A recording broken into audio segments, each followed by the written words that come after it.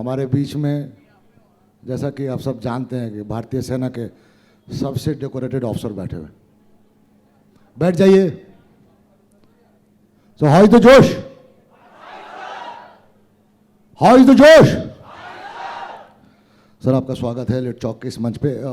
इससे पहले कि हम ब्रिगेडियर सौरभ सर के साथ बातचीत शुरू करें, एक बात बता देना चाहता हूं कि लिट चौक अपने चौथे सीजन में, और ये पहला मंच है जहाँ पहली बार brigadier Saurabh sir public appearance में आए। तो ये हमारे लिए खास तौर पे बहुत सम्मान की बात है।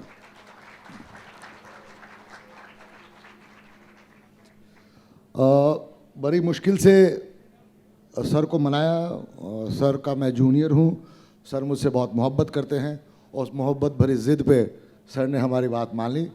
अभी आप लोगों की जानकारी के लिए बता दूं कि सर का कैंप, स्काई डाइविंग का कैंप लगा हुआ है यहीं हमारे पास में ही उज्जैन में, वहाँ से आ रहे हैं सर।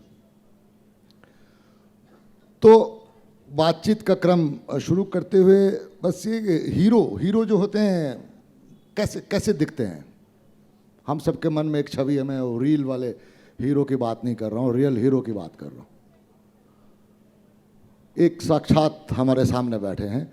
हाँ, इतने हैंडसम, इतने सुंदर सारे हीरो नहीं होते हैं, पर इनके साथ दोनों प्लस पॉइंट है कि हीरो तो हैं ही, और अभी जब हम लोग बातचीत के दौरान इनकी कहानियाँ सुनेंगे, जो अभी भी सोचता भी हूँ तो मेरे को गूज बम्प आने लगते हैं। सर, एक बार फिर से आपका स्वागत है।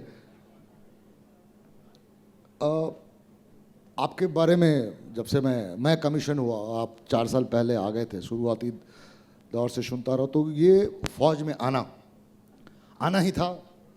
ये एक चुना हुआ डिसीजन था कि फौज में ही आना है, क्योंकि आप जिस फैमिली को बिलोंग करते हैं राजस्थान से, उनका एक अपना अलग राजशाही कल्चर था, तो फौज में ही आना था, ये पहले से सुनिश्चित हुआ।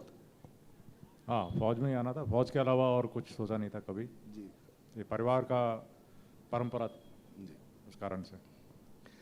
सर, राजस्थान से हैं, अलवर ज़िले से है, और बाकी सारी जानकारियां तो वैसे गूगल पे हैं। जानने वालों को बता दूं कि जून 94 में भारतीय सैन्य अकादमी से अपने प्रशिक्षण पूरा करने के बाद उन्होंने मराठा लाई इन्फेंट्री में कमीशन लिया, 17 मराठा लाई। उसके बाद जो कि बाद में कन्वर्ट हुई हमारे एलिट पैरा कमांडो बटालियन में 21 मराठा लाई और फिर 21 ब्रिगेडियर सौरभ सिंह शेखावत, कीर्ति चक्र, शौर्य चक्र, सेना मेडल, VSM। एक सैनिक अपने कार्यकाल के दौरान, पूरी सर्विस के दौरान कोई गैलेंट्री मेडल एक मिल जाता है, कहीं पे उसको शौर्य दिखाने का अवसर मिलता है, तो अपने आप को बहुत सम्मानित महसूस करता है।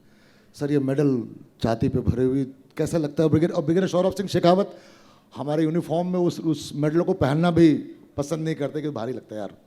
तो आप देख रहे हैं अभी सर सीधे जंप मारा उन्होंने उज्जैन से और सीधे यहाँ पे आ गए। तो उसे कैसा लगता है सर? कीर्ति चक्र, शौर्य चक्र, सेना मेडल, बाकियों के लिए कुछ हो रहा ही नहीं। ये तो देश ने सम्मान दिया है, फौज ने सम्मान दिया है, और बाकी डेस्टिनी और लड़कों की बहादुरी, टीम वर्क। सो जो भी है वो एक टीम वर्क के कारण है जो मेरे ऊपर लगा है, और अच्छा लगता है। और ये सम्मान दिया देश ने मेरे को, तो मेरे लिए ऑनर की बात है। बाकी जो है वो it's because of team, my team. They were there, they fought with me, fought alongside me, and we always prevailed, तो लाइक दैट। जो हीरो लोग होते हैं ना, अपने बारे में बहुत कम बोलेंगे। सर की मॉडेस्टी ऐसी है, लेकिन हाँ, निश्चित तौर पे एक सच्चे लीडर की निशानी है कि हमारी अपनी जो उपलब्धि होती है वो निश्चित रूप से खास तौर पे भारतीय सेना में हमारा टीम वर्क काम करता है। लेकिन एक जितना मैं आप लोग शायद उतनी सारी बातों से वाकिफ़ नहीं होंगे। एक टीम का लीडर जब उस टीम को छोड़ के, अभी जैसे सर अब सेवानिवृत्त ज़िंदगी में आ गए हैं, तो वो टीम उसके बाद उनके पीठ पीछे कैसे उनके चर्चा करते, उनके बाद हर कोई एक एक बंदा जिनसे भी इनके बारे में बात करता हूँ, सर के लिए उतनी श्रद्धा, जब सर के निकल जाने के बाद भी, तो ये खास बात है सर की। अब ब्रिगेडियर सौरभ सिंह शेखावत एक सैनिक, एक जांबाज, पैरा कमांडो ट्रूपर होने के अलावा इतने सारे कुछ हैं, माउंटेनियर हैं, मतलब माउंट एवरेस्ट पे सर ने सोचा कि चढ़ना है तो एक बार नहीं, दो बार नहीं, 3 बार फतह करके, मतलब एक कैसी बेचैनी है, क्या ढूंढते हैं ब्रिगेडियर सौरभ सिंह शिकाल? माउंटेनियरिंग शौक है मेरा, और आर्मी में हमारा है हाई एल्टीट्यूड वॉरफेयर स्कूल, वहाँ पे जो पहाड़ में जो लड़ना है उसकी ट्रेनिंग की जाती है।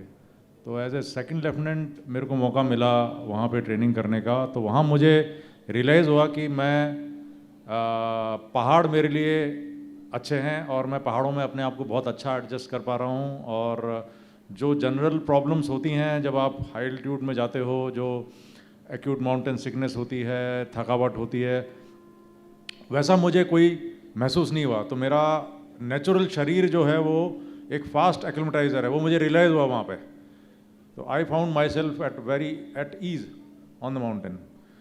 तो वहाँ से सफ़र शुरू हुआ, और उसके बाद पहाड़ बुलाते हैं आपको। एक बार आपको पहाड़ पे चढ़ने की लत लग गई और चोटी पे पहुंचने की लत लग गई, तो ये ड्रग एडिक्शन की तरह है। तो आप वो बहुत एक दुर्गम प्रक्रिया है। अगर हम देखें तो उसमें बहुत मुश्किलें हैं, उसमें बहुत पेन है, लेकिन फिर वो पेन आप एंजॉय करने लग जाते हो। और जब आप शिखर पे पहुंचते हो, जो खुशी होती है वो कहीं और नहीं मिलती। तो ये फिर वो बार बार पहाड़ आपको बुलाता है। तो एवरेस्ट में फतेह नहीं, एवरेस्ट और किसी भी पहाड़ की चोटी पे कोई भी माउंटेनियर फतेह नहीं करता है। We are all survivors, we conquer our selves. हम अपने आप पे जीत पाते हैं, हम पहाड़ की चोटी को जीत नहीं सकते। तो कोई ये कहे कि मैंने एवरेस्ट को कॉन्कर कर लिया, किसी के बस की बात नहीं है। एवरेस्ट ने आपको दर्शन देने के लिए ऊपर बुलाया, audience. We seek audience with the mountain peaks. So नतमस्तक होकर हम जाते हैं, हम वहाँ पहुँचते हैं, और वो फिर हमें अलाउ करता है कि ओके गो बैक सेफली। कुछ लोगों को रख भी लेता है वहाँ पे।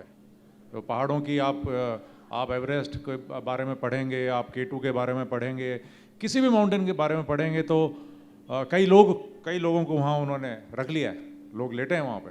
350 से 400 के करीब लोग जो हैं माउंटेनियर, बड़े बड़े फेमस माउंटेनियर, वो सागरमाथा के स्लोप्स के ऊपर वहीं हैं अभी तक।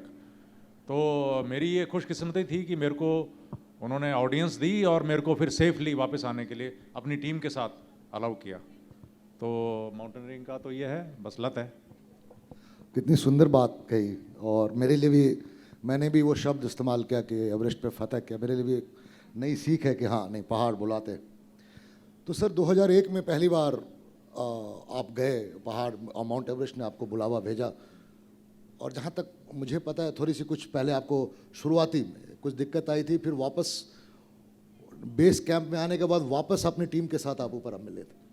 तो उसमें अगेन यंग कैप्टन था मैं, और स्पेशल फोर्सेस से था। तो जब वहाँ पहुँचा तो जो शेरपा कम्युनिटी होती है, तो शेरपा के बिना 8000 मीटर का एक्सपीडिशन कोई नहीं जाता है। शेरपा ऐसी मजबूत कम्युनिटी है, और जो कि उनमें एक ख़ास तरीके का जीन होता है, मैं उसका नाम भूल रहा हूँ, अगर आप पढ़ेंगे गूगल पे तो H1A1 समथिंग, कोई एक तरीके का जीन होता है जो उनको पहाड़ पे बहुत अच्छा परफॉर्म करने के लिए वो मदद करता है। तो और वो उनकी स्पीड कोई मैच नहीं कर सकता, बहुत कम लोग हैं। तो मैंने सोचा मैं स्पेशल फोर्सेस हूँ और मैं शेरपाओं के साथ में मैं टक्कर ले सकता हूँ। तो मैं उनके साथ में अपने आप को उनके साथ में चढ़ता था। वो फास्ट चढ़ते थे, मैं भी उनके साथ चढ़ता था। तो मैंने अपने आप को ओवर एग्जॉस्ट कर दिया। और एक चीज़ होती है अपर रेस्पिरेटरी ट्रैक इन्फेक्शन, कि आपने इतनी ठंडी हवा खाई कि पूरा अपर रेस्पिरेटरी ट्रैक इन्फेक्शन हो गया, और मेरे को हाई फीवर हो गया, और 104 105 बुखार। और जो हमारे टीम के डॉक्टर थे उन्होंने बोला कि भाई अभी आपको इवैक्यूएट करना पड़ेगा, क्योंकि बेस कैंप 17,500 फुट पे है, यहाँ पे आप ठीक नहीं हो सकते। तो नेपाल, उस वक्त रॉयल नेपाल आर्मी होती थी, राजा का राज था वहाँ पे नेपाल में। तो रॉयल नेपाल आर्मी का हेलीकॉप्टर आया और मेरे को काठमांडू में नेपाल आर्मी के हॉस्पिटल में भर्ती कर दिया। और एक बार आप एवरेस्ट से बीमार होकर चले गए तो वापस आने का कोई प्रश्न नहीं होता है। और तो लेकिन जब मैं हेलीकॉप्टर में बैठ रहा था तो मुझे लग रहा था कि ये मेरे साथ नहीं हो सकता, ये मेरे साथ, ये गलत है, ये मेरे साथ नहीं हो सकता। मैं विश्वास नहीं कर पा रहा था कि मैं इवैक्यूएट हो रहा हूँ, मैं बीमार होके इवैक्यूएट हो रहा हूँ, मैं एवरेस्ट चढ़ने आया हूँ और मैं इवैक्यूएट हो रहा हूँ हेलीकॉप्टर में बैठ के। ये सही नहीं है, ये सच नहीं है, ये सच नहीं है। जो मैं एक्सपीरियंस कर रहा हूँ, जो अनुभव कर रहा हूँ, ये सच नहीं है, ये कुछ और ही है। तो खैर वहाँ पे पहुँच गए काठमांडू में, वहाँ पे वो हॉस्पिटल में एडमिट हो गए, आईवी लगी और काफ़ी मेडिसिन चली। 3 दिन में मेरा बुखार उतरा। तो फिर मैंने डॉक्टर से रिक्वेस्ट करना शुरू किया कि मेरे को आप छोड़ दो। तो उन्होंने बोला कि भाई आप माउंटेन तो नहीं चढ़ सकते। तो मैंने कहा नहीं सर, मैं माउंटेन नहीं चढ़ूंगा, मैं यहाँ पे हमारा भारतीय गोरखा सैनिक निवास है, वहाँ पे रह के एडमिनिस्ट्रेशन की कार्रवाई करूँगा। तो नेपाल आर्मी के अच्छे डॉक्टर्स थे, वो मान गए। इंडियन आर्मी के डॉक्टर्स नहीं थे, वो तो नहीं मानते तो नेपाल आर्मी के डॉक्टर्स थे, वो मान गए और मेरी रिक्वेस्ट, और मेरे को उन्होंने रिलीज हॉस्पिटल से डिस्चार्ज कर दिया और मैं सीधा पहुंचा एयरपोर्ट काठमांडू। वहाँ से हेलीकॉप्टर पकड़ा लुकला, और लुकला से 5 दिन चल के बेस कैंप। लीडर ने बोला तू आ गया? मैंने कहा सर आ गया, अभी मेरे को आप इजाज़त दें। और फिर मेरे को लेसन मिला, don't be a Gama in land of lama. और फिर मैंने अपनी स्पीड पकड़ी, अपनी जो सांस की रफ्तार से मैंने चढ़ना शुरू किया, कंपटीशन छोड़ दिया। मुझे सबक मिला कि आपका जो कंपटीशन है वो आपसे खुद से, किसी और से नहीं है। तो अपने आप को देख लो, अपने से ही कंपटीशन रख लो। ये मेरे को सागर माथा ने सिखाया और फिर मेरे को मौका दिया, समिट पे पहुंचा मैं। तो ये कितनी बड़ी बात थी। भाई ये जो मनस्थिति जो सर बयान कर रहे थे कि जब वो बुखार चढ़ा सर को और सर को हेलीकॉप्टर से इवैक्यूएट किया जा रहा था, वो जो चल रहा है अपने अंदर कि अरे मेरे साथ कैसे हो सकता है ये, और फिर वापस आना, और फिर सर के उस क्लाइम के बाद जो सर का को शौर्य चक्र से सम्मानित किया गया था। और शायद कहीं ना कहीं से वही बात रही होगी सर कि फिर माउंट एवरेस्ट ने दोबारा आपको बुलाया और फिर तीसरी बार भी बुलाया। तो ये जो 2001 का एक्सपीडिशन था, ये एक बहुत यूनिक एक्सपीडिशन था। 1985 में इंडियन आर्मी का एक्सपीडिशन गया था, जिसमें हमारे 5 अफसर जो थे वो एवरेस्ट के स्लोप्स पे ख़त्म हुए। तो और हमारा जो एक्सपीडिशन था वो फेलियर, मतलब सक्सेस नहीं था। और इंडियन आर्मी को 5 बहुत ही उम्दा अफसर, जो कि बहुत ही सुपरलेटिव माउंटेनियर्स थे, वो माउंटेन स्लोप्स पे एवरेस्ट के ऊपर ख़त्म हुए। तो उस काम जो अधूरा रह गया, फौज जो है कोई काम शुरू करती है उसको छोड़ती नहीं है, तो वो हमारा उस वक्त सेटबैक मिला था फौज को, तो फौज ने छोड़ा नहीं। उसको पूरा करने के लिए 2001 का एक्सपीडिशन लॉन्च हुआ था और ये फिर सक्सेस हुआ। और उसके बाद में फिर 2003 में रॉयल एक 50 ईयर्स फर्स्ट क्लाइम के 50 ईयर्स सेलिब्रेट करने थे। तेंजिंग हिलेरी से मिला हूँ मैं, एडमंड हिलेरी से मिला हूँ, तेंजिंग तो नहीं थे। और ये रेनहोल्ड मैसनर, एडमंड हिलेरी, इन लोगों से मैं मिला हूँ। मेरा सौभाग्य है कि इनसे, हिलेरी से मेरे को दर्शन करने का मेरे को मौका मिला। तो 2003 में रॉयल नेपाल आर्मी का 50 ईयर सेलिब्रेट करने के लिए Indo royal Nepal army expedition था। और 2005 में मैं लीडर था, जिसमें पहली बार भारतीय सेना की जो भारतीय सेना, एनसीसी और एक और ऑर्गेनाइजेशन है उसकी महिलाओं को लेके, जो लेडी ऑफिसर्स हैं, कैडेट्स हैं, सोल्जर्स हैं, उनको लेके जाने का मेरे को मौका मिला था एज ए लीडर। और फिर इनके अलावा फिर बाकी दुनिया भर के किसी पहाड़ को शायद छोड़ा नहीं है आपने? Kilimanjaro, mount blank? नहीं, ऐसा नहीं है, बहुत पहाड़ है। मैंने वो सिर्फ केवल 29 पीक चढ़ी हैं, जो कि सिर्फ हाँ, मतलब जो कि मॉडेस्टी की पराकाष्ठा ये कि सिर्फ 29? नहीं, सिर्फ 29 पीक, बिकॉज बहुत बड़े बड़े माउंटेनियर्स हैं जिन्होंने 50-50, 60-60 पीक चढ़ी हुई हैं। सो मैं मॉडेस्टी है, मतलब जी सर। तो यही अचीवमेंट। और मेरा किस्मत ये है कि सभी 29 पीक ने मेरे को अलाउ किया आना और वापस आप लोगों के सामने बैठा। नहीं, हम खुद भी सौभाग्यशाली हैं सर इस बात के लिए कि आप बैठे हुए हैं। ये तो पर पहाड़ था और ऐसे ऐसे ऑपरेशन से सकुशल आप बच के आए हुए हैं, वो उस पर अभी आएंगे, वो मैंने आखिरी में रखा हुआ है। तो ये उसके अलावा अब पर्वतारोहण के बारे में तो आपका काफ़ी, और ये एक और जो शौक और जो आपके पर्सनैलिटी से जुड़ा हुआ है वो है घुड़सवारी का, हॉर्समैन यू कॉल योरसेल्फ। तो ये तो खैर आपके परिवार की परंपरा चली आ रही है। तो अभी इस वक्त जो आपके अपने फार्म हाउस में 8 घोड़े हैं जैसा कि मैं जानता हूँ, तो उनका रख रखाव, एक तो आपका अपना शौक है, व्यक्तिगत इन्वॉल्वमेंट जब तक हो नहीं जानवर के साथ, इंसानों से जुड़, तो इस बारे में कुछ शेयर कीजिए आप। तो घुड़सवारी पारिवारिक परंपरा है और ये पुरखों से शायद शौक़ आया है मुझे पुरखों से। और घर में घोड़े हैं और जैसे घर में बाकी जानवर पलते हैं तो उसी तरीके से, क्योंकि एक इकोसिस्टम है घर में, गायें हैं, भैंसें हैं और बाकी जानवर हैं, तो घोड़े भी वहाँ पल जाते हैं। खेत हैं तो घास चर लेते हैं। और तो ज़्यादा ऐसा कुछ नहीं करना पड़ता, जैसे कि हम देखते हैं कि स्टेबल्स के अंदर घोड़ों को रखा जाता है बहुत ज़्यादा उसमें।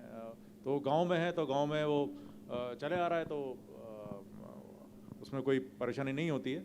और मैं अपनी एक मेयर अपने साथ रखता था, तो मेरे पास मेरी गाड़ी है टोयोटा फॉर्च्यूनर, उसके पीछे मैंने एक ट्रेलर बना रखा है, तो उसी में घोड़ा, गाड़ी और घोड़ी दोनों उसी के अंदर साथ चलते हैं। और जब भी पूरी फ़ौज में मेरे साथ मेरी घोड़ी रहती थी। और फ़ौज में भी एक इकोसिस्टम है, जो दाना वाना है वो गांव से ले आते थे, बाकी घोड़ा साथ चलता था। मैं सब सेक्टर नॉर्थ में था, वहाँ पे भी -48 में भी ये साथ वो वीडियो देखा हुआ मैंने सर। हाँ, तो शौक़ है और परंपरा है, तो ऐसा नहीं लगता कुछ कि मेरे को कोई परेशानी हो रही है, कोई एफर्ट नहीं लगाना जैसे आप घर में हम कुत्ता पालते हैं, ये सेम तरीका है, मतलब वही जानवर से वही लगाव रहता है। हमारी ट्रेनिंग में इंडियन मिलिट्री एकेडमी में घुड़सवारी भी हिस्सा है, तो व्यक्ति का पर्सनली मुझे बड़ा डर लगता था घोड़ा से। सर को देखता हूँ इतनी सहजता से पूरी बात उन्होंने सुना दी। अभी मुझे याद आता है उस ट्रेनिंग में 2 से 3 बार मैं घोड़े से गिरा था, तो वह डर अभी फिर से अचानक आ गया। अगर आप 100 बार घोड़े से नहीं गिरे हो तो आप राइडर नहीं हो, ये कहावत जी है। सर। इन दोनों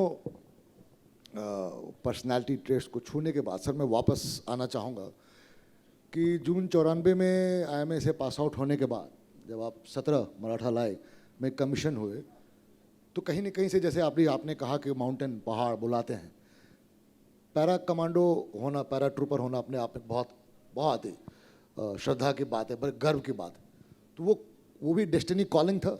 आप एक नॉर्मल इन्फेंट्री बटालियन में कमीशन हुए थे, फिर वहाँ से 20 मराठा लाइन में जाना, उसका कन्वर्ट होना स्पेशल पैरा। तो मेरी जो एजुकेशन है वो जोधपुर से हुई है और जोधपुर यूनिवर्सिटी में पढ़ा हूँ मैं। तो वहाँ पे 10 पैरा कमांडो है, 10 पैरा SF कहते हैं अभी हम, तो 10 पैरा कमांडो हुआ करती थी। तो मैं उन लोगों को देखता था एज ए चाइल्ड। तो मुझे फ़ौज का तो था ही, और अगर फ़ौज में भी जाना है तो मैरून मेरे पहननी है, स्पेशल फोर्सेस पैरा कमांडो बनना है। तो वहाँ से वो एक विचार और एक क्या कहना चाहिए उसको, गुजारिश, एक तमन्ना वहाँ से वो जागृत हुई। तो जब मौका मिला, मैं 17 मराठा में था, 21 मराठा लाइट इन्फेंट्री कन्वर्ट हो रही थी स्पेशल फोर्सेस में, तो मैंने वॉलंटियर किया और प्रोबेशन करके मैं सेलेक्ट हो गया। डेस्टिनी।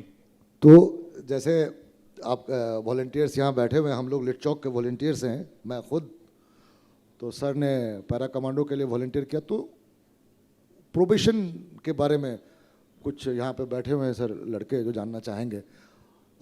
फिल्मों में जो देखा है हमने, चाहे नेवी सील का या अपना, तो कितना कठिन होता है वो 3 महीने का प्रोबेशन का दौर, क्या क्या कुछ होता है, अगर आप कुछ हम लोग के साथ शेयर करें। प्रोबेशन हर जगह जो जितनी भी स्पेशल फोर्सेस है, तकरीबन जो इंटेंसिटी और जो डिग्री ऑफ डिफ़िकल्टी है वो सेम है, चाहे इंडियन स्पेशल फोर्सेस हैं, चाहे SAS है, चाहे डेल्टा फोर्स है, चाहे नेवी सील्स हैं। जो डिग्री ऑफ डिफ़िकल्टी है, टेस्टिंग जो आपकी होती है वो सेम है, ऑलमोस्ट सेम है। और प्रोबेशन में देखा जाता है कि आप मन से कितने मजबूत हैं।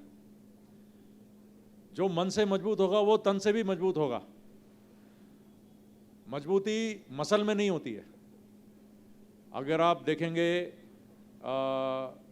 अगर हम एक एग्जाम्पल, छोटा सा एग्जाम्पल ले लें कि जो वियतनाम वॉर हुई थी, एक अमेरिकन सोल्जर और एक वियतनामी सोल्जर में, अमेरिकन सोल्जर 6 फुट 4 इंच का, वियतनामी सोल्जर 5 फुट 4 इंच का होता है, और कोई मसल उधर ज़्यादा है, लेकिन मन उनका बहुत मजबूत था।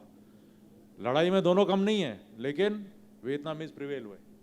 तो यही जो चीज़ है, ये प्रोबेशन में भी यही देखी जाती है कि मन कितना मजबूत है। और वो मन की मजबूती देखने के लिए आपको कई टेस्टिंग सिचुएशंस में डाला जाता है, सोने नहीं दिया जाता है, कंटिन्यूस फिजिकल एक्सरसाइजेस कराई जाती हैं, बड़े बड़े रूट मार्चेस कराए जाते हैं, और डैम्प कंडीशंस में रखा जाता है, खाना नहीं दिया जाता है, आपको कैप्टिव बना दिया जाता है, और तो ऐसी, और उसमें भी आपको परफॉर्म करना है। बिल्कुल शरीर थक चुका है, उसमें आपका रिटन टेस्ट लिया जाता है, उसमें आपका ओरेटरी टेस्ट लिया जाता है, ये देखने के लिए कि इतना स्ट्रेस होने के बाद में भी क्या इसका दिमागी संतुलन बना हुआ है। तो जो स्ट्रेस में अपने दिमागी संतुलन को नहीं खोते हैं वो प्रोबेशन क्लियर करते हैं। तो प्रोबेशन का, और दूसरा चीज़ जो सबसे इंपॉर्टेंट देखी जाती है कि क्या ये टीम मैन है, क्या ये टीम में काम करने के लायक है। इतना स्ट्रेस डालने के बाद में क्या ये आदमी टूट रहा है या टीम के साथ में काम कर रहा है, तो वो चीज़ देखी जाती है। तो जो ये इन परीक्षाओं में खरे उतरते हैं वो प्रोबेशन में सेलेक्ट होते हैं। जितनी संक्षेप में सर ने बात बता दी, मतलब ये हमारी कल्पनाओं से परे की बात है। 4-4, 5-5 दिन तक, जैसे सर बता रहे थे, लगातार एक प्रोफेशनल को सोने नहीं दिया जाता है। और जैसे हम सब जानते हैं कि भूख, नींद और प्यास, ये 3 चीज़ें हैं। ये 3 से 6 महीने का प्रोसेस होता है। 3 से 6 महीने का प्रोसेस होता है और ये लगातार चलता रहता है। उसमें इतने सारे रिटन टेस्ट पेपर लिखने होते हैं। मैं अपने बैचमेट के साथ बात कर रहा था सर कुछ प्रोफेशन के बारे में, कुछ दिलचस्प किस्से। तो चौथी रात थी जब वो सोए नहीं थे और सबको एक हॉल में बिठा दिया गया और उनको कहा गया, रात के करीब 1 बज रहे होंगे, कि किसी को मर्डर करने के 1001 तरीके लिखो अगले 10 मिनट में। तो ऐसा कोई दिलचस्प वाकया आपका प्रोफेशन को आपको याद आता हो? मेरे को टास्क मिला था कि आप अंबाला रेलवे स्टेशन पे जाओ और मैनेजर से पता करो कि इस रेलवे स्टेशन को उड़ाना कैसे है। ठीक है, तो फिर मैंने कहा ये क्या टास्क है, वो मेरे को कौन बताएगा, और मेरे को पकड़ नहीं लेंगे कि no this is your task. So मैं गया, मैं सेकंड लेफ्टिनेंट था, तो मैं अंबाला रेलवे स्टेशन पे गया। मैंने अपना परिचय दिया कि मैं यूनिफॉर्म पहन के नहीं जाना है, आपको सिविल ड्रेस में जाना है। तो मैं अपना परिचय दिया कि मैं सेकंड लेफ्टिनेंट सौरभ सिंह शेखावत हूँ और मैं प्रोबेशन कर रहा हूँ, और मेरे को आप बताएं कि अगर मेरे को इस रेलवे स्टेशन को उड़ाना है, ट्रेनों को डिसरप्ट करना है, तो मेरे को क्या करना पड़ेगा। तो जो रेलवे स्टेशन के जो मैनेजर होते हैं वो मेरे को देख रहे हैं ऊपर से लेकर नीचे तक कि भाई आप। तो फिर मैंने उनको समझाया कि सर ये मेरे को टास्क मिला है। तो फिर बड़े अच्छे व्यक्ति थे, मतलब मेरे ख्याल से उनकी सर्विस पूरी हुई थी, तो मेरे को बड़े आराम से बेटा करके बिठाया। पहले मेरे से पूरी इंटरव्यू लिया, उसके बाद में उन्होंने कहीं फ़ोन किया और फ़ोन कर आके वो फ़ोन शायद हमारे हेडक्वार्टर में गया कि ऐसे करके कोई आया है कि तुमने भेजा है किसी को। किसी ने अपने उन्होंने हायर अप्स को किया होगा, हायर अप्स ने कहीं कर आके उन्होंने नाहन फ़ोन किया, नाहन से फिर वापस शायद कॉल आया होगा। करीब आधे घंटे बाद वो मेरे पास आए कि चलो मैं तुमको बताता हूँ। तो फिर वो लेके गए मुझे कि किस तरीके से अगर रेलवे स्टेशन को अगर डिस्ट्रॉय करना है, रेलवे स्टेशन को डिसरप्ट करना है, तो क्या क्या करना पड़ेगा, वो उन्होंने मेरे को बताया, जो मैं यहाँ नहीं बताऊँगा। हाँ बिल्कुल sir, thank you for that कि आप यहाँ नहीं शेयर कर रहे हैं।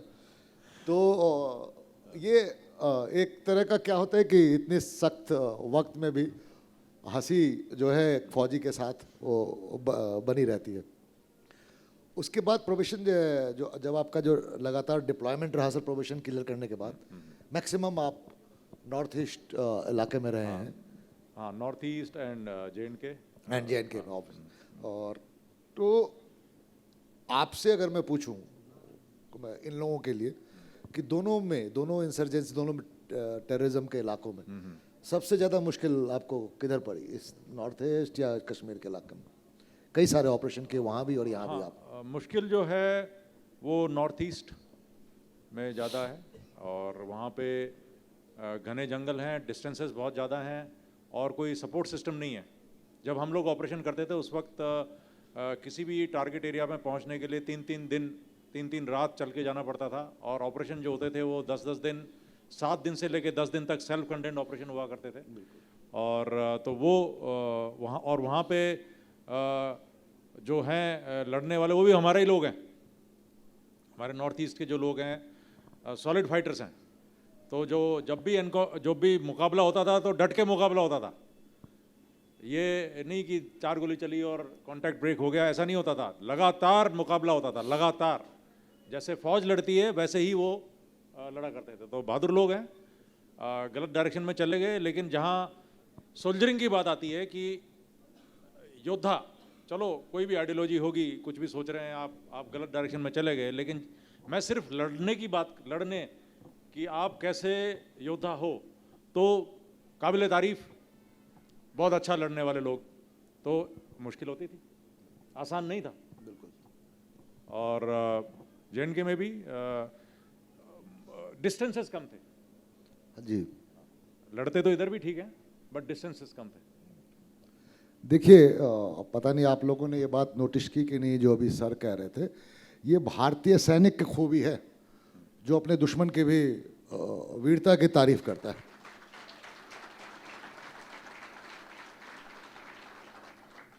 सर यहीं से फिर मैं उठाना चाहूँगा the most talked about operation of Indian army, जिसके कि टीम लीडर आप थे। मणिपुर में आप सब लोगों ने जो सर के बारे में पढ़ रखा होगा या फॉलो करते हैं, जो लोकटक लेक है उसमें एक बहुत बड़ा ऑपरेशन हुआ था, और सर के नेतृत्व में जिसमें कि सर एक्टिवली पार्टिसिपेट किए थे। एक लंबा ऑब्जर्वेशन, फिर इंट का खबर लपटाई गया उसके बाद। तो अगर जिन लोगों ने लोकटक लेक को देखा है, रूबरू देखा हो या तस्वीरें देखी होंगी, तो कितना बड़ा वो झील है। वहाँ पे मेरे पास जब आपका सेशन अनाउंस हुआ सर, तो सोशल मीडिया पे एक तो आपकी बड़ी फ़ैन फॉलोइंग है, खासतौर पे लड़कियाँ। ये इस ऑपरेशन के बारे में थोड़ा सा सुनना चाहेंगे सर। अब तो चूंकि पब्लिक डोमेन पे है, तो आप थोड़ा खुल के बताइए सर, चूँकि आप थे। तो मणिपुर की अभी भी समस्या जो चल रही है, जी, काफी जी, दुख जी। होता है मेरे को, और मेरा तो संदेश यही है कि टॉप क्लास लोग हैं, ये जो मणिपुर में समस्या चल रही है वो समाप्त होनी चाहिए। आपस में जो वैमनस्य है, जो भी चल रहा है, वो मेरा तो अगर संदेश दे सको तो यही है कि भाई बहुत दुख होता है ये देख के कि बिल्कुल। मणिपुर में क्या हालत हो रखे हैं अभी, और ये बंद होने चाहिए। जी सर। आपस में जो भी Naga, Kuki, Meitei, they are top warrior tribes of India, बिल्कुल। And they should be together. तो मणिपुर में काफ़ी इंसर्जेंट ग्रुप्स थे उस वक्त, और ये सब जो भी समस्या है वो चल रही थी। और लोकटक लेक एक 20 किलोमीटर्स बाय 20 किलोमीटर्स की एक फ्रेश वाटर लेक है, जिसमें उसमें लाइफ सस्टेन होती है, उसमें फिशिंग होती है, और करीब 6000 लोगों की पॉपुलेशन उस वक्त लेक के अंदर रहती थी। वहाँ पे क्या होता है कि फ्लोटिंग घास होती है, जो घास है वो तैरती है, नीचे 70 फुट पानी होगा, लेकिन ऊपर फूम बोलते हैं उसको, फूम।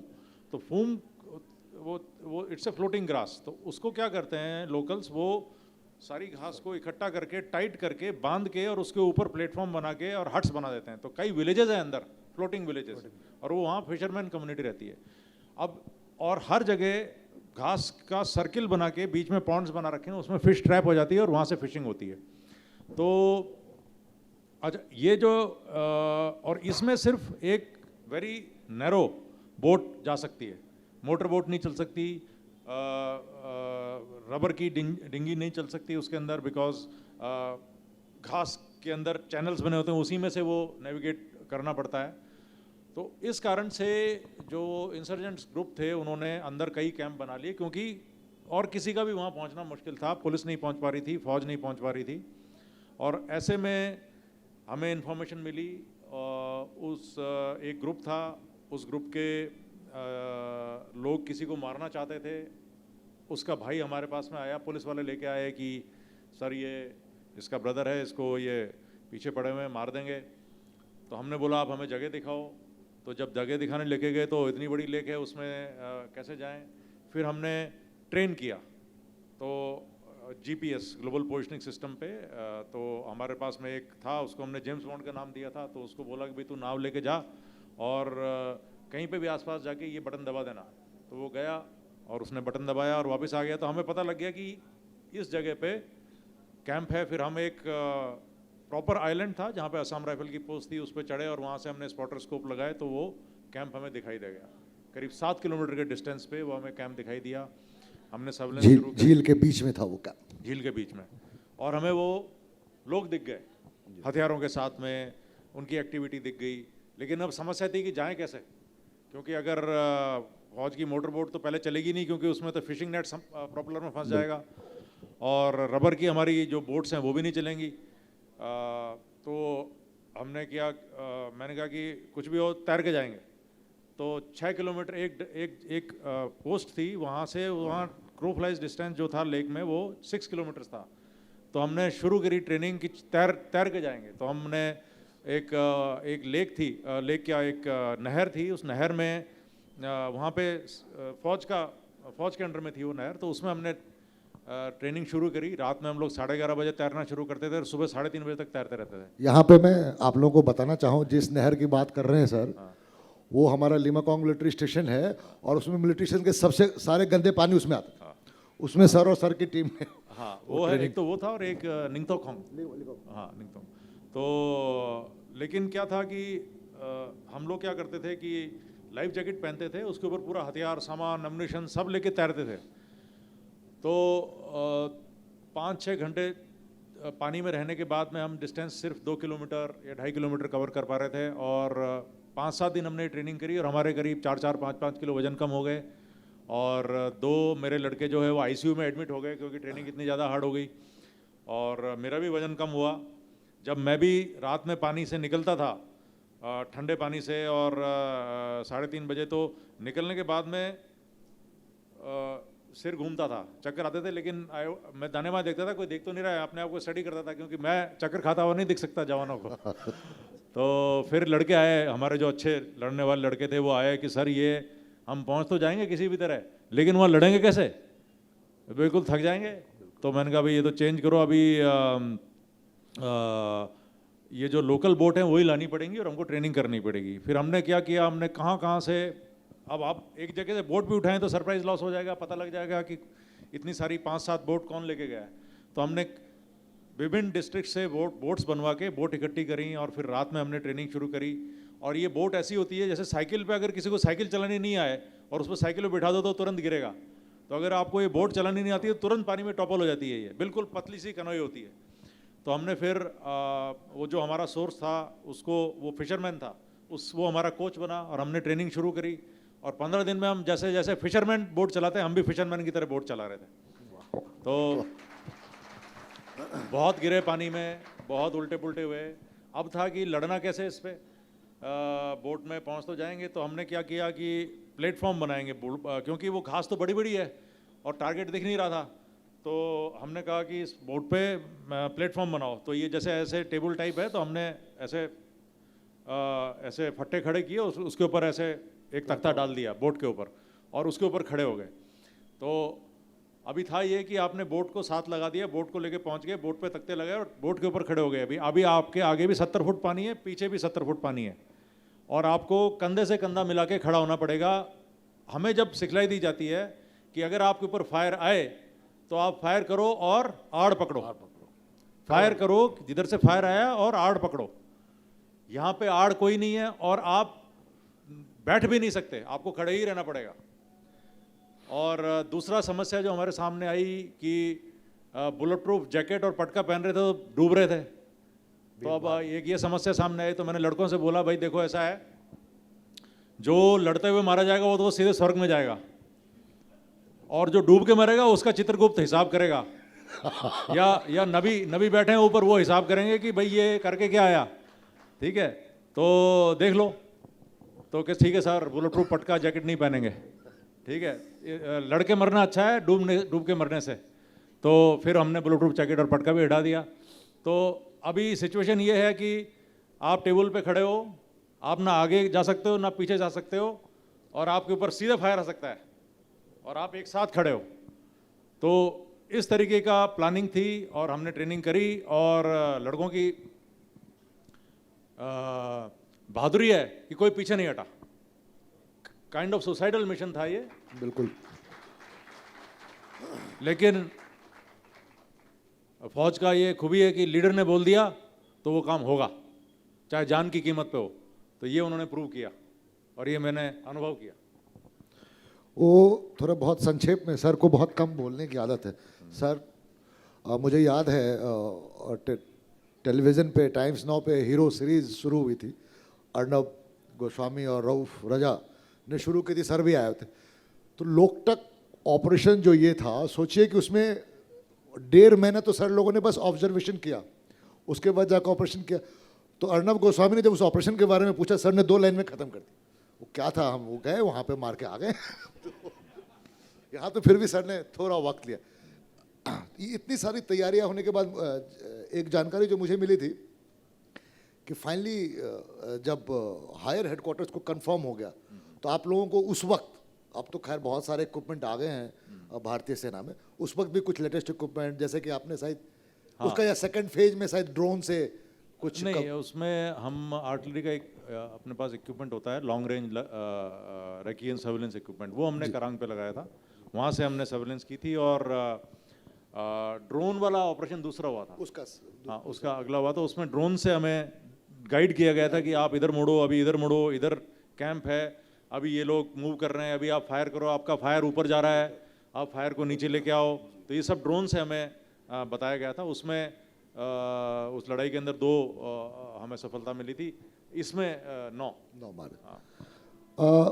एक और बात जो मैं ख़ास तौर पे आप सबको बताना चाहता हूँ, क्या भारतीय सेना सर की जो टीम थी वहाँ डिप्लॉय थी, कोई कंपल्सन नहीं है, किसी ने बोला नहीं था सर को कि आप जाओ और वहाँ पे मारो। सर के पास खबर आई, सर आराम से, या जो टीम थी आराम से बैठ सकती थी, जो उनका टास्क था पेट्रोलिंग पूरा। लेकिन ये हमारी खूबी है, भारतीय सेना की खूबी है, तो खबर मिली है उसको अपने ऊपर, उस टास्क को अपने ऊपर ले लिया गया, ये तो पूरा करना है। किसी ने कहा नहीं था सर से, सर ने, और सर की जिद थी कि नहीं इसको तो पूरा करना है। मैं बता नहीं सकता हूँ कि वो कितना मुश्किल था। जिन लोगों ने लोकटक लेक की तस्वीर भी अगर देखी होगी, जो सर कह रहे थे वो राउंड राउंड वो घास सर्किल बना होता है, उसमें किस तरह से गए होंगे, मैं तो सिर्फ कल्पना ही कर सकता हूँ। तो इस ऑपरेशन के बाद सर को कीर्ति चक्र के सम्मान से नवाजा गया था, जो कि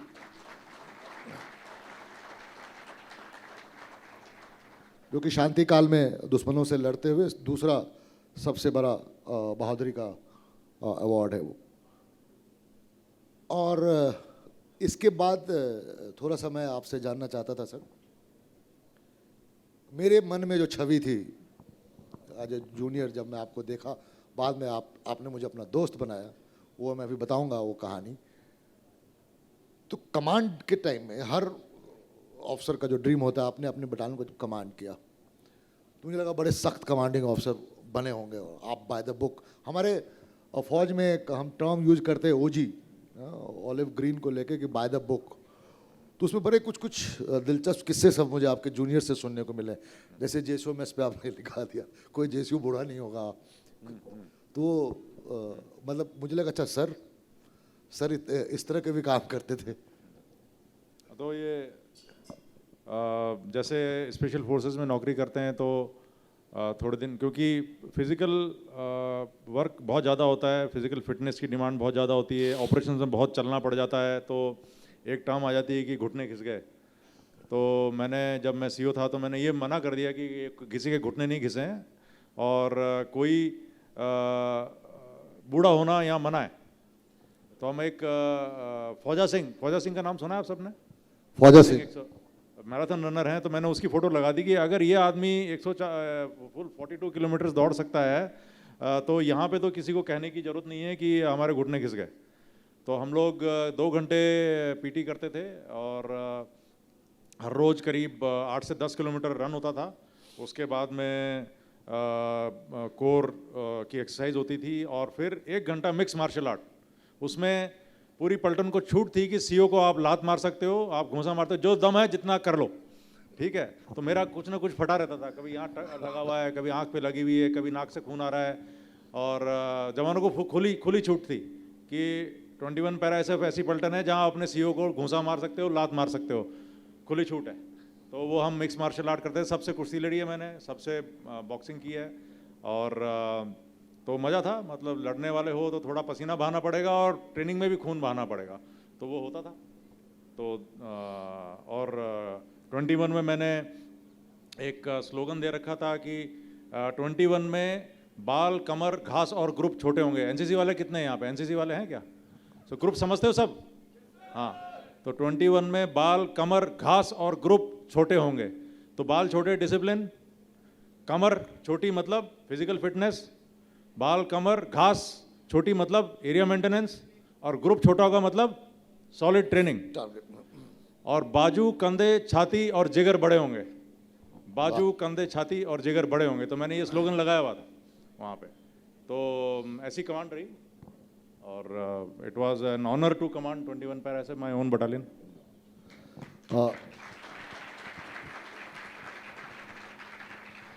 मेरा सौभाग्य रहा सर के साथ में जो संयुक्त राष्ट्र संघ की जो शांति सेना जाती है विदेशी भूमियों पे, उनमें एक मिशन पे मैं 1 साल तक सर के साथ रहा कॉन्गो में, जहाँ सर के साथ मेरी दोस्ती हुई। और मैं नॉर्मल इन्फेंट्री का ऑफिसर हूँ।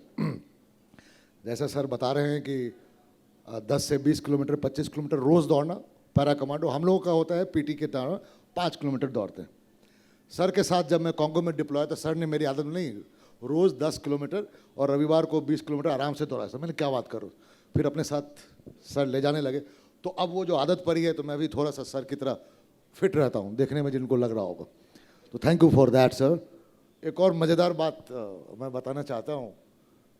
उसी कॉन्गो मिशन के दौरान, जैसा कि आप सब लोग थोड़ा बहुत जानते हैं कि मैं हिंदी बोलता हूँ, हिंदी प्रेम है, कविताएं लिखता हूँ, थोड़ी ज़्यादा शुद्ध हिंदी बोलता हूँ। तो सर के बारे में तो चर्चे थे।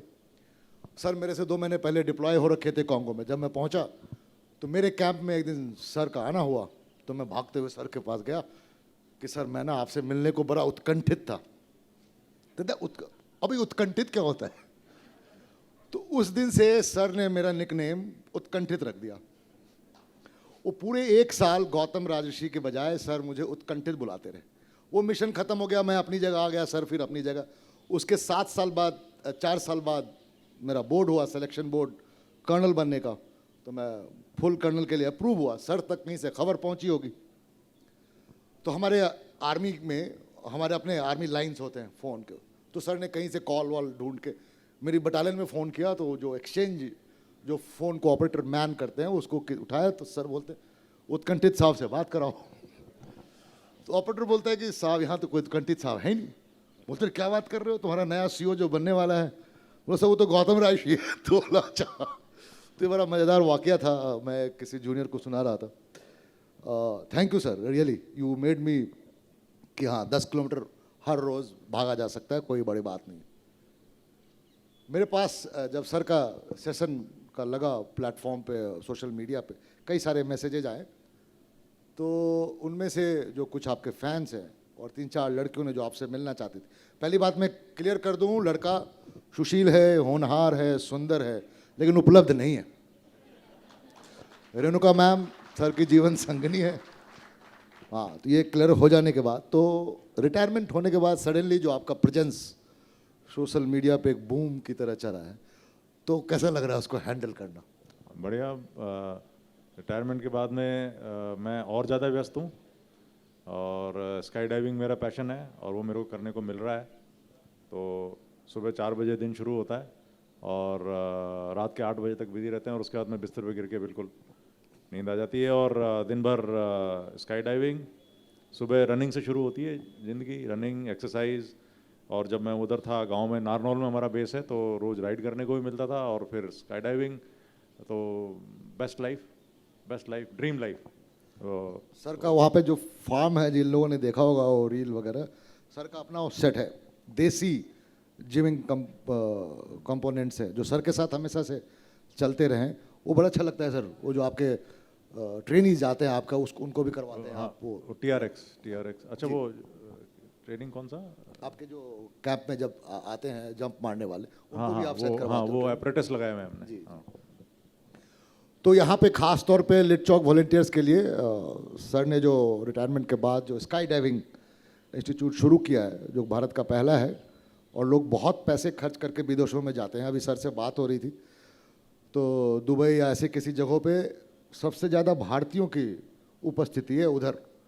अब वो स्काई डाइविंग सर की वजह से, सर का तो शौक़ है, सोना उठना बैठना ही स्काई डाइविंग है। तो स्काई डाइविंग से सर थोड़ा सा, चूँकि मैंने कभी नहीं किया है, अपने दोस्तों को ही देखा है करते हुए, तो थोड़ा सा मेरे लिए भी और सबके लिए कैसा एक्सपीरियंस होता है वहाँ से जंप करते हुए, फ्री फॉल करना, गिरते जा रहे हैं, फिर पैराशूट का खुलना? हाँ, स्काई डाइविंग में दो तरीके की स्काई डाइविंग होती है। एक सोलो, आप खुद अपने आप से गिर रहे हैं, अपना पैराशूट खोल के आप नीचे आते हैं, उसके लिए आपको ट्रेनिंग चाहिए होती है। दूसरी होती है टेंडम स्काई डाइविंग। तो टेंडम में भी आपको सेम एक्सपीरियंस मिलता है फ्री फॉल का, कि you are falling free in the sky and then you land. But उसमें क्या है कि जब आप टेंडम स्काई डाइविंग कर रहे हैं तो आपके साथ में इंस्ट्रक्टर होता है, टेंडम इंस्ट्रक्टर। तो फॉल सेम होता है, सेम एक्सपीरियंस होता है, लेकिन जो कंट्रोल है पैराशूट का खोलना वो इंस्ट्रक्टर करता है। उसके बाद में आपको भी कंट्रोल दिया जाता है, आप भी पैराशूट उड़ाते हो, और लैंडिंग जो है वो इंस्ट्रक्टर कराता है। तो ये एक अपने आप में एक बड़ा ये भी एक लत है। और जो कई लोग आते हैं जिनको स्काई डाइविंग एक्सपीरियंस करना है कि ये बकेट लिस्ट में है, मेरे को जंप करना है, तो उनके लिए लाइफ चेंजिंग एक्सपीरियंस होता है। कई लोग हमारे पास में आते हैं कि मेरे को हाइट से बहुत डर लगता है। कई लोग एंग्जाइटी कि मेरे को बहुत एंग्जाइटी रहती है, और स्काई डाइविंग करने के बाद में डायनामिक्स चेंज हो जाती है कि अगर मैं ये कर सकता हूँ कि एक बिल्कुल परफेक्टली फ्लाइंग जहाज से मैं कूद सकता हूँ, तो मैं कुछ भी कर सकता हूँ। वो जो एक ऐड नहीं आता, डर के आगे जीत है। जब जहाज छोड़ रहे होते हो आप, तो वो भाई गिर तो रही हो, चाहे पीछे इंस्ट्रक्टर है, और दूसरा है जो ट्रस्ट है कि आपने अपनी जीवन इंस्ट्रक्टर के हवाले कर दिया। ये एक ट्रस्ट फैक्टर होता है आजकल, हम विश्वास नहीं करते हैं, और यहाँ पे आप पूरा विश्वास कर रहे हो कि ये मेरे को सही सलामत नीचे लेके चला जाएगा। तो दो बड़ी चीज़ें इसमें सीखने को मिलती है कि एक तो आपका फेथ भगवान में, इंस्ट्रक्टर में, और दूसरी आपका अपने आप पे विजय पाना कि मैं अब हवाई जहाज से छलांग लगा रहा हूँ शून्य में। और जब आप नीचे आते हो तो वो जो खुशी होती है जो मैं देखता हूँ लोगों की, तो उस खुशी में शामिल होना मेरे लिए एक बहुत बड़ी खुशी होती है। और वो भी एक बहुत बढ़िया अनुभव है कि जब वो नीचे आके जो एक्सिलरेशन जो उनका होता है, और जो हवा में एक्सिलरेशन होता है, तो वो आप में भी उसका इन्फेक्शन, इट इज़ इन्फेक्शियस, वो आपके अंदर आप उसको फील करते हो और आप भी खुश होते हो। तो दिन भर खुशी ही खुशी है। तो आप लोग आएँ, स्काई डाइविंग का अनुभव करें, यहीं उज्जैन में चल रहा है। तो ये है, और it will be a very different experience. Sir की मोहब्बत के नाम जो लिट चौक से जुड़े हुए हैं यहाँ से जा सकते हैं, और मध्य प्रदेश सरकार की तरफ से उज्जैन दताना में स्काई डाइविंग फेस्टिवल चल रहा है, फरवरी तक रहेंगे। जिनको भी जाना है जा सकते हैं, जाना चाहिए। और वक्त हो रहा है हमारे हिसाब से, थोड़ा मैं जो फरमाइश आई थी कि हमें पूछना है, जिनको पूछना है कृपया हाथ खड़े कीजिए, माइक उन तक जाएगा।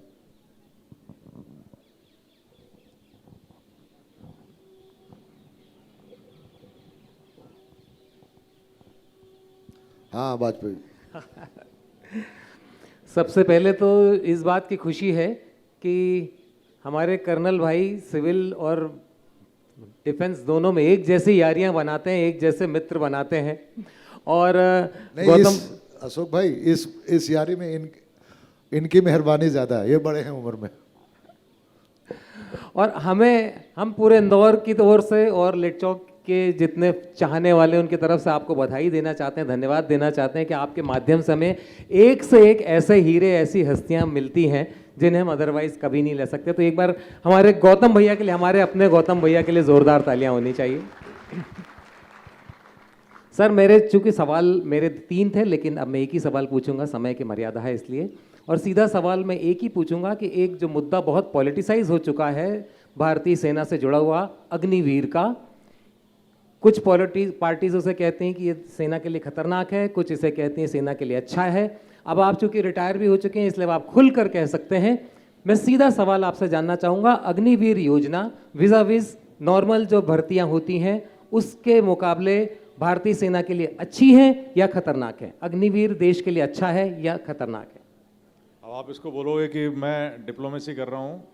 मैं सेना से बाहर आ चुका हूँ, और मैंने जब सेना से निकला तो मैंने ये प्रण किया था कि सेना में जो भी चल रहा है उसके बारे में मैं बात नहीं करूँगा।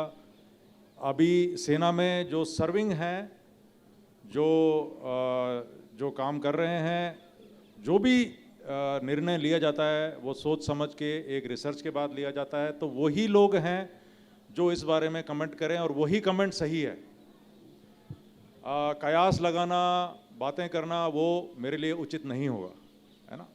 इस पे मेरा कमेंट टिप्पणी उचित नहीं होगी। मैं इसका अशोक जी मैं जवाब देना चाहूँगा। भारतीय सेना में क्या होता है कि सर ने 21 स्पेशल फोर्सेस बटालियन को कमांड किया, यानी लड़ाई का जो आखिरी है वो कमांडिंग ऑफिसर पे आकर ख़त्म होता है। He is the last line of defence. Agniveer जिस जिस बटालियन में गई है उसके कमांडिंग ऑफिसर खुश है, दैट्स ऑल।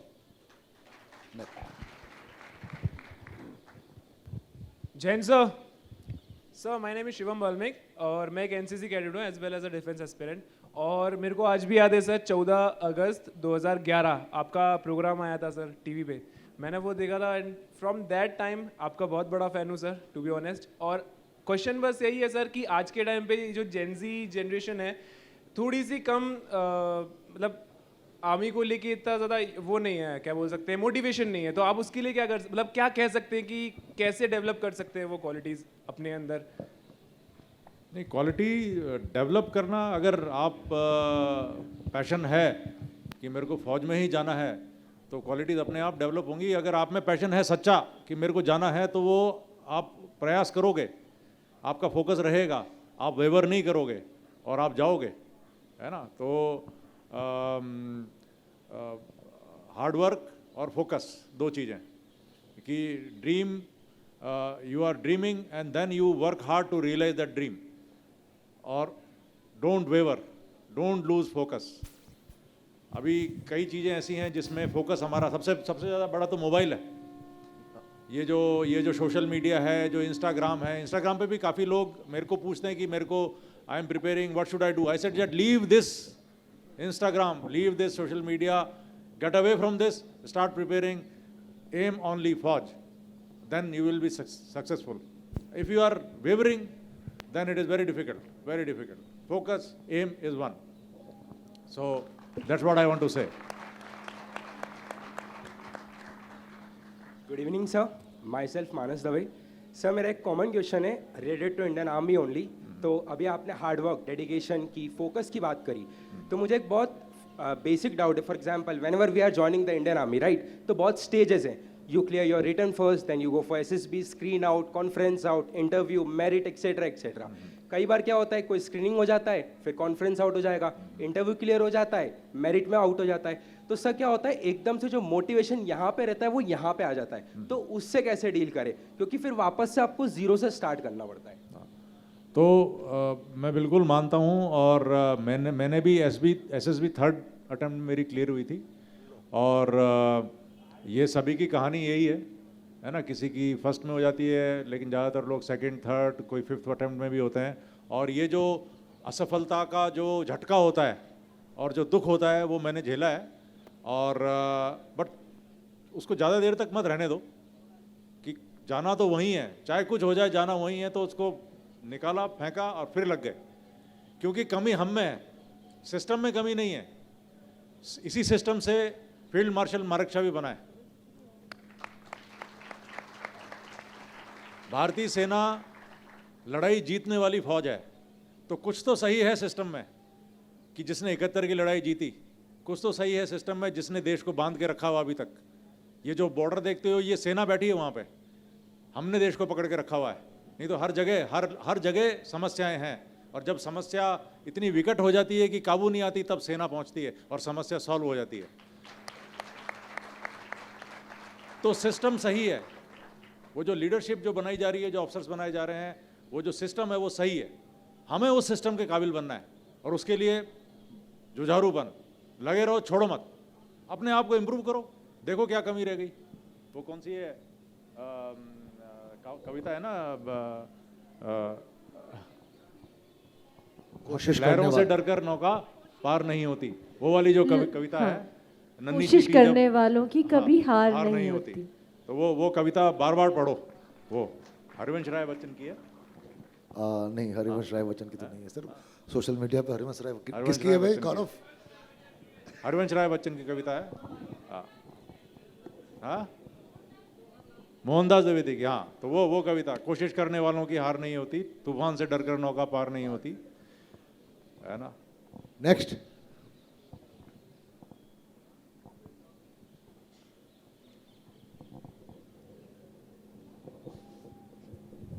जैन साहब, मैं विकास शर्मा, पूर्व सैनिक हूँ सर, और मेरे को जोरहाट में भी समय मिला है सर्विस करने का, और हेडक्वार्टर 15 इंटर पैरा ब्रिगेड में भी मैंने सर्विस की।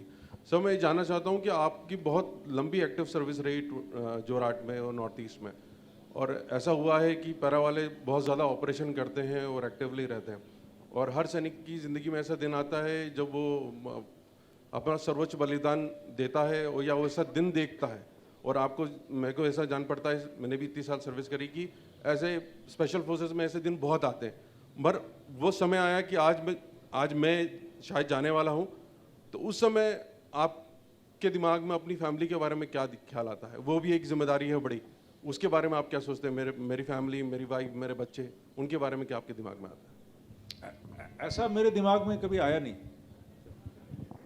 ऐसा आया नहीं दिमाग में बिल्कुल नहीं आया कभी भी कि मैं चला गया तो क्या, ऐसा आया ही नहीं कि मैं चला जाऊंगा, अभी तक बैठा हूं कहना नहीं चाहिए, बट ऐसा नहीं आया कभी भी दिमाग में। बहुत विकट परिस्थितियां रहीं, बहुत हर चीज़ का फायर आया हुआ है, आईडी फटी है, जोंगे मेरे गाड़ी के नीचे गाड़ी उड़ गई हवा में, आर्टिलरी तोप का, पाकिस्तानी तोपों का खूब फायर आया है, गोलियों का आया है, रॉकेट प्रोपेल आरपीजी का फायर आया है, लेकिन जब आ भी रहा होता है तब भी ऐसा नहीं लगता था कि ये अभी ये मार देगा, कुछ हो जाएगा, ऐसा कभी लगा नहीं। तो बैठे हैं सामने, हाँ, लगी भी लगी भी सर को गोली लगी आर्टिलरी का स्प्लिंटर भी लगा, खून खान भी निकला, चोटें भी लगी, लेकिन ऐसा विचार नहीं आया कभी दोबारा वापस उसी में लग गए उठ के। मैं एक छोटी सी घटना, जैसे सर कई सारे ऑपरेशन में रहे, सर जितना तो नहीं, कुछ ऑपरेशन में मैंने भी हिस्सा लिया, तो मुझे जब गोली लगी थी और खूब सारा खून बह रहा था, तो जो आप सवाल पूछा कि कैसा लगता है, तो अब थोड़े आंखें धुंधली होने लगी थी, तो मैं क्या सोच रहा था वो मैं बता देता हूँ, तो आप लोग समझ सकते हैं।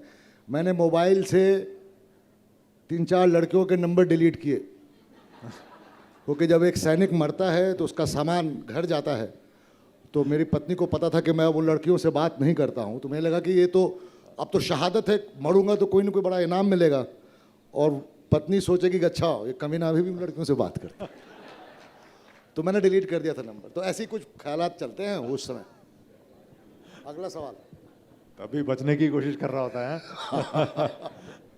Hello sir, I am Padma Patel. मेरा आपसे सवाल ये है कि एक रिपोर्ट के अकॉर्डिंग जो अभी द हिंदू में आई थी कि India lost 26 out of 65 patrolling points, तो इस संदर्भ में मैं आपसे ये सवाल पूछना चाहती हूँ कि एज एन आर्मी ऑफिसर आप बैलेंस कैसे मेंटेन करते हैं एक टेरिटोरियल इंटीग्रेशन के related decision making versus political executive का जो भी डिसीजंस होता है, उनकी जो डायरेक्टिव्स होते हैं, उसके बीच आपका बैलेंस कैसे होता है सर?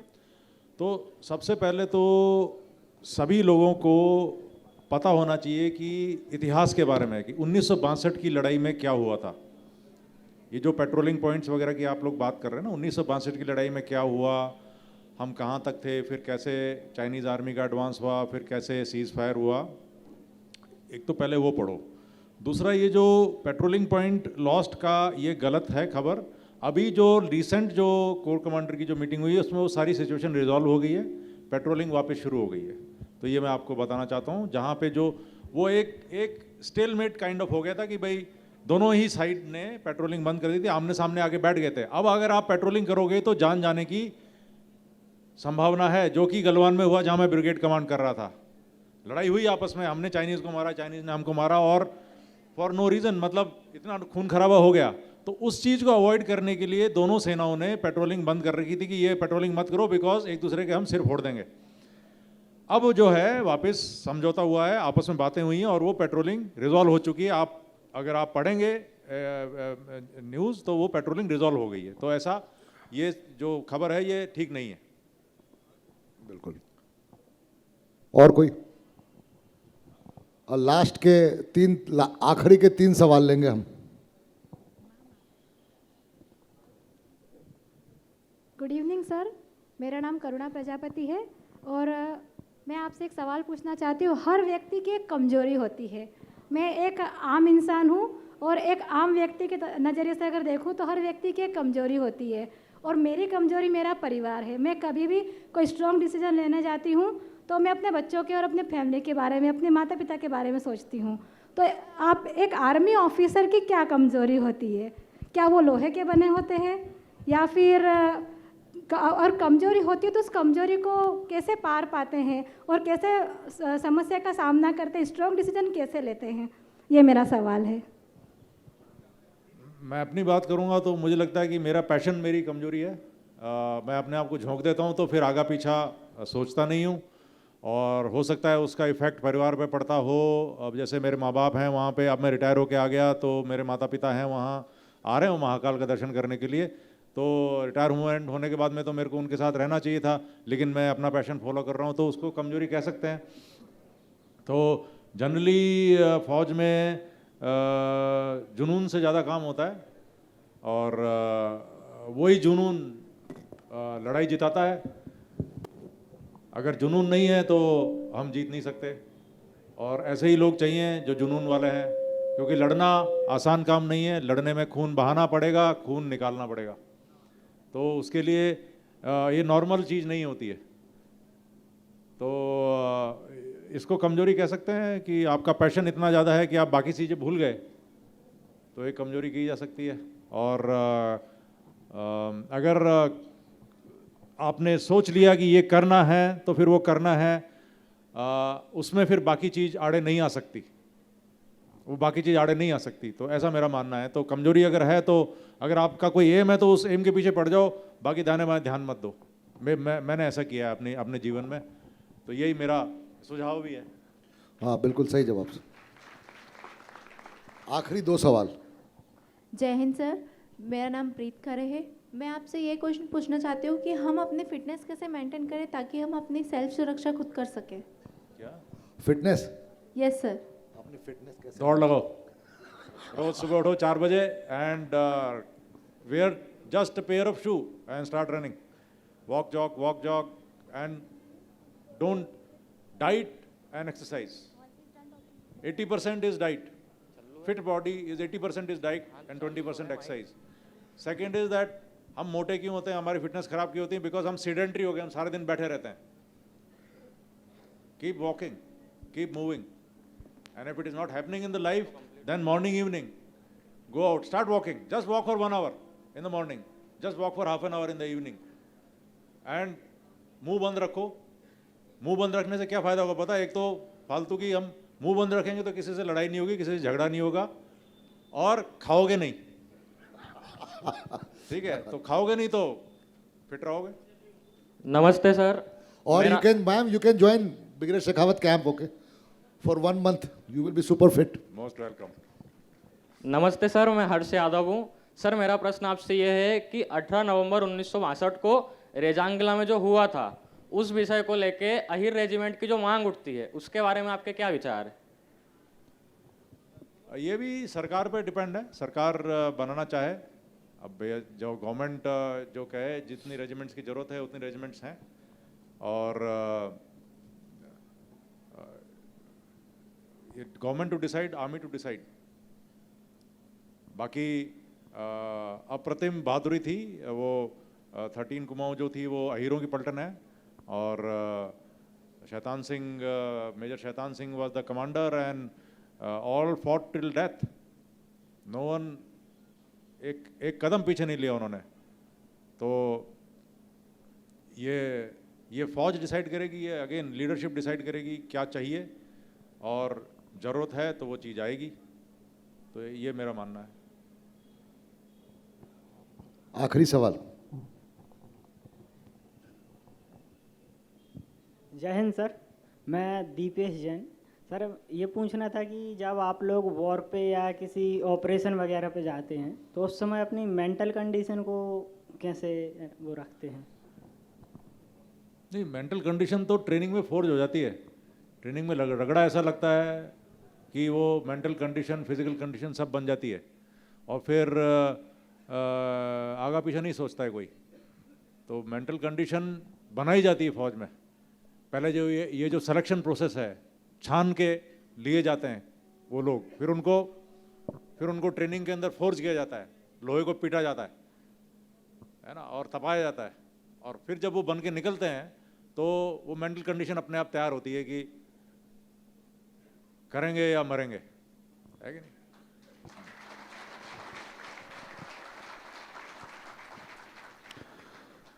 सर के साथ बात करने के लिए पूरी उम्र कम है, ख़ास तौर पे मेरे लिए, और लेकिन वक्त का तकाजा हो गया, सर को जाना भी है वापस अपने कैंप में। तो मैं व्यक्तिगत रूप से और लिटचौक की तरफ से बहुत बहुत शुक्रगुजार हूँ सर कि आपने हमारे आमंत्रण को स्वीकारा।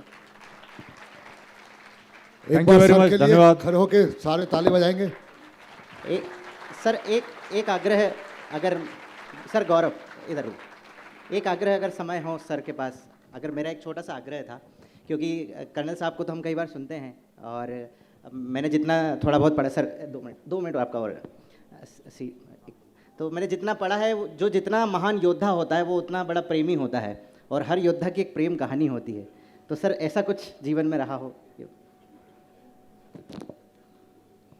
एकेडमी में था तो वहीं पे 3rd टर्म में माताजी पिताजी आ गए थे कि she is the one for you, शादी हो गई। वही कहानी है। अच्छा बस। और गौतम सर के लिए भी, सर अगर ब्रिगेडियर साहब इजाज़त दें तो मैं सर से 2-4 शेर सुन लूँ, एक आध गज़ल। सर एक बात आप सुनना चाहते हैं क्या? नहीं, बैठ जाइए। यहाँ हम सिर्फ ब्रिगेडियर सौरभ सिंह शेखावत के लिए आए हैं।